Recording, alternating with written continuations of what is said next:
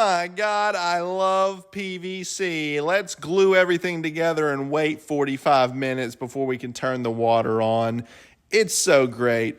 Anyways, what's up, guys? Today we're going to be repairing this 1-inch PVC water service. Right there, you can see that big boy installing that water line repair.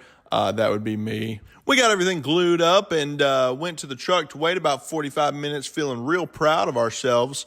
And once the glue dried, we turned the water back on, and guess what, guys? It was not good. When we were cutting the roots out with the Sawzall, we cut the pipe a little bit further down the line and didn't know it. So we had to do this whole thing over again.